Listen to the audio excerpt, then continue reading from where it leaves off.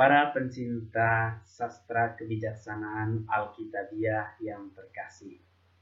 Salam jumpa lagi bersama saya Romo Valens Agino CMF.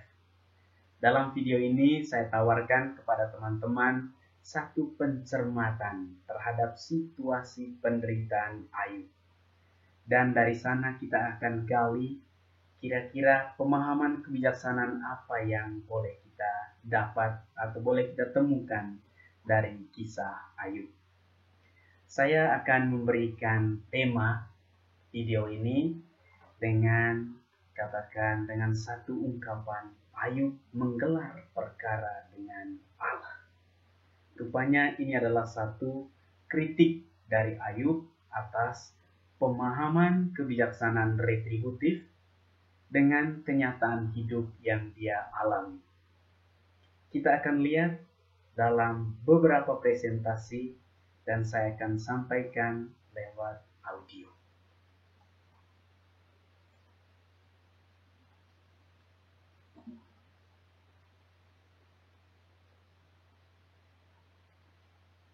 Ayub menggelar perkara dengan Allah. Ini adalah sebuah pekikan mistik saat seseorang merasa tercekik dengan penderitaan di dunia ini. Malam yang gelap ketika kita menderita pasti sungguh menyakitkan. Apalagi jika kita mengarahkan pandangan kepada Allah dan Allah tak tampak menggeliatkan mata. Sebuah pengalaman akan Allah yang diam 1000 bahasa. Itulah pengalaman pergulatan Ayub. Dalam pergumulannya, semua yang lain berbicara untuk mengimbangi pengalaman buruk yang sedang dia derita, kecuali Allah sendiri yang tidak membuka mulut sampai bab 38. Ayub mengalami 3 jenis penderitaan, fisik, psikis, dan spiritual, di mana Allah tutup mulut atas situasinya. Semua penderitaan fisik Ayub bisa disintesiskan dengan teks Ayub bab 30 ayat 16 sampai 31. Jiwaku hancur dalam diriku. Hari-hari kesengsaraan mencekam aku. Pada waktu malam, tulang-tulangku seperti digerogoti, dan rasa nyeri yang menusuk tak kunjung berhenti. Aku sudah menyerupai debu dan abu.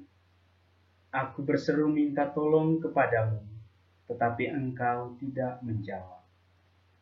Aku berdiri menanti, tetapi engkau tidak menghiraukan aku. Engkau menjadi kejam terhadap aku. Engkau memusuhi aku dengan kekuatan tanganmu. Engkau mengangkat aku ke atas angin, melayangkan aku dan menghancurkan aku di dalam angin ribut. Ya, aku tahu, engkau membawa aku kepada maut, ke tempat segala yang hidup dihimpunkan. Sesungguhnya, masakan orang tidak akan mengulurkan tangannya kepada yang rebah, jikalau ia dalam kecelakaannya tidak ada penolongnya? Bukankah aku menangis karena orang yang mengalami hari kesukaran? Bukankah susah hatiku karena orang miskin? Tetapi ketika aku mengharapkan yang baik, maka kejahatanlah yang datang. Ketika aku menantikan terang, maka kegelapanlah yang datang. Batinku bergelora dan tak kunjung diam. Hari-hari kesengsaraan telah melanda diriku. Dengan sedih, dengan tidak terhibur, aku berkeliaran. Aku berdiri di tengah-tengah jemaah sambil berteriak minta tolong. Aku telah menjadi saudara bagi serigala dan kawan bagi burung unta. Kulitku menjadi hitam dan mengelupas dari tubuhku. Tulang-tulangku mengering karena demam. Permainan kecapiku menjadi ratapan dan tiupan serulingku menyerupai suara orang menangis. Selain penderitaan fisik dan psikis, Ayub mengalami kesepian, kesendirian. Saudara-saudaranya sudah menghilang. Orang-orang dekatnya memperlakukan dia seperti seorang asing. Dan semua yang lain yang dia cintai, termasuk istrinya, berbalik melawan dia. Ayub sendirian, tanpa penghiburan. Bahkan ia cemburu terhadap mereka yang dianggap jahat, namun berbahagia dalam hidup mereka. Mengapa mereka yang jahat masih tetap hidup? Pintanya. Dan bahkan mereka hidup dengan penuh kebahagiaan, dengan berkat keturunan yang banyak dan sehat. Hidup penuh sukacita dan ketenangan dalam masyarakat. Ayub mengalami sebuah krisis eksistensial dalam semua aspeknya. Dalam situasi seperti itu, di manakah Allah? Begitu jauhkah Allah dari pengalaman hidup manusia? Apakah kebahagiaan itu mustahil bagi Ayub? Mengapa dikatakan rancangan orang fasik adalah jauh daripadaku? Dalam perhitungannya, orang-orang fasik pasti berkesimpulan bahwa Allah itu tidak berguna sama sekali. Mereka akan katakan, "Pergilah dari kami. Kami tidak suka mengetahui jalan-jalan-Nya. Yang Maha Kuasa itu apa, sehingga kami harus beribadah kepadanya? Dan apa manfaatnya bagi kami, kalau kami memohon kepadanya?" Relasi antara Allah dan manusia dilihat dari segi do ut des. Saya memberi supaya diberi. Jika dia tidak memberikan apa-apa, bagaimana saya dapat memberikan sesuatu kepadanya? Siapakah dia yang maha tinggi supaya kita melayaninya? Allah adalah sebuah jaminan yang sia-sia. Kalau Allah itu sia-sia dan tidak berguna sama sekali dalam menegakkan keadilan, kebahagiaan, dan harga diri kaum miskin, untuk apa kita mengabdi kepadanya? Kitab Ayub menampilkan seorang tokoh yang saleh, yang mengikuti jalan lurus, takut akan Allah, dan menghindari semua yang fasik. Dalam situasi yang mustahil, Ayub memikirkan seorang tokoh pengantara atau seorang hakim pembela yang memutuskan siapa yang benar, Allah atau dia. Kepada sahabat-sahabatnya, ia menyampaikan hasrat pembelaannya. Semuanya itu telah dilihat mataku, didengar dan dipahami telingaku. Tetapi aku hendak berbicara dengan yang Maha Kuasa. Aku ingin membela perkaraku di hadapan Allah. Dengarkanlah pembelaanku, dan perhatikanlah bantahan bibirku. Dalam konteks perkara, Ayub tahu bahwa perjuangannya sia-sia. Karena dalam proses ini dengan sendirinya dibutuhkan seorang terdakwa. Entah dia sendiri dengan penderitaannya sebagai bukti, atau Allah sendiri yang bisa menjelaskan penderitaan Ayub yang tak beralasan. Ayub sadar dia tidak bisa berperkara melawan Allah. Bagaimana seorang manusia bisa melawan Allah? Tapi dia juga sadar bahwa tidak ada seorang lain lagi yang bertanggung jawab atas penderitaannya selain Allah sendiri. Ketahuilah bahwa Allah telah berlaku tidak adil terhadap aku. Ayub berada dalam situasi paradoksal. Dalam waktu yang sama, ia sadar bahwa Allah bisa saja membunuhnya, dan dia meminta pertolongan kepadanya sebagai terdakwa. Di sini tampil sebuah kontradiksi judisial, sebuah paradoks patetik. Sekalipun aku dicemoohkan oleh sahabat-sahabatku, namun ke arah Allah mataku menengadah sambil menangis, supaya ia memutuskan perkara antara manusia dengan Allah, dan antara manusia dengan sesamanya.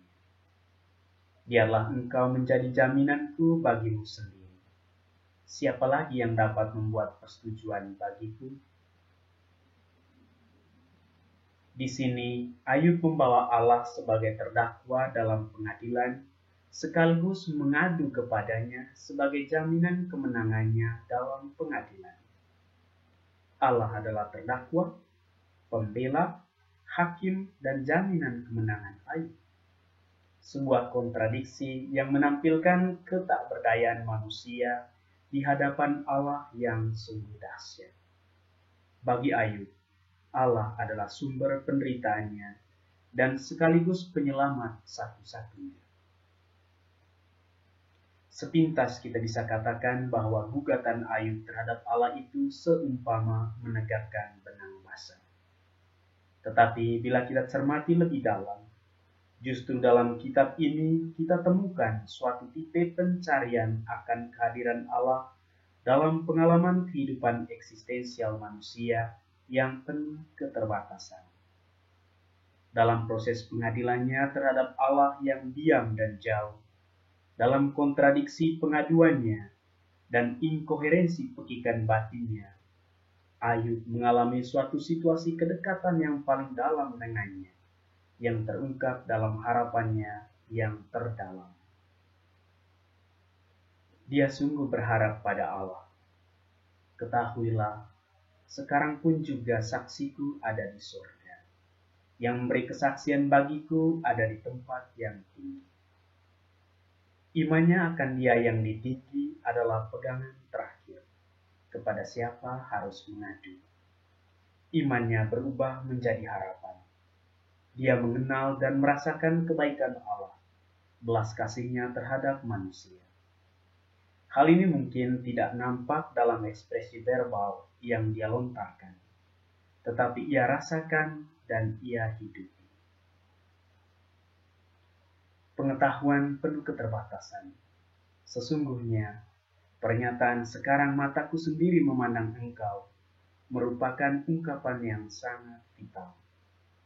Ayub membedakan antara pengetahuan tentang Allah dengan pengalaman akan Allah, yakni mendengar dan memandang atau melihat Allah. Allah tidak dipahami Ayub dari pengetahuan objektif, tetapi dari pengalaman vital. Itulah nilai mistik yang dirasakan dan dihidupi Ayub. Tetapi aku tahu, penebusku hidup, dan akhirnya ia akan bangkit di atas debu.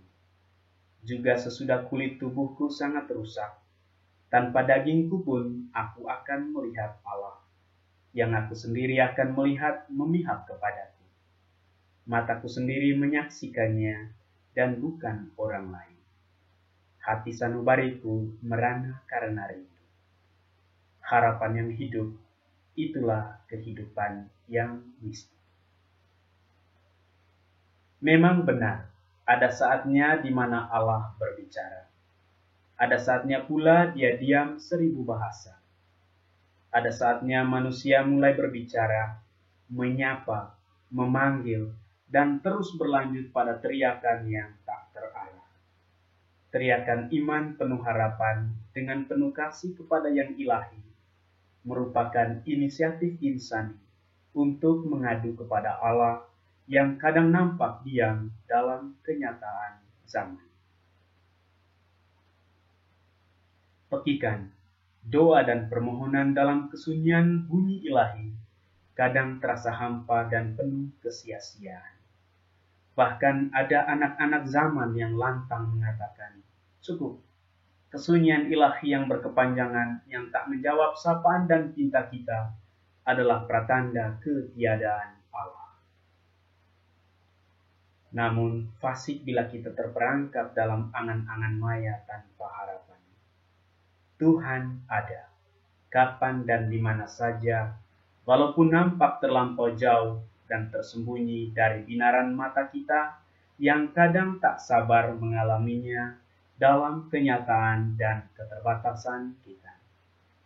Manusia sudah diberi kapasitas untuk terus mencari, serta menikmati keberadaan bersama Allah dalam pencarian tersebut. Tetapi aku, tentu aku akan mencari Allah, dan kepada Allah aku akan mengadukan perkara. Sahabat-sahabat semua, itu secuil cermatan atas kisah penderitaan Ayub dan pengaduan Ayub terhadap Allah sendiri. Kita berharap bahwa pencermatan ini bisa menerangi, khususnya kita yang dihadapi dengan persoalan hidup. Kira-kira kita bisa menampilkan satu kebijaksanaan yang tetap takut akan Allah, setia, taat, dan berpasrah kepada Allah. Pekikan kita, gugatan kita terhadap Allah dalam menghadapi situasi hidup bisa menjadi satu ungkapan iman dan harapan yang mendalam akan campur tangannya dalam kehidupan vital kita setiap hari.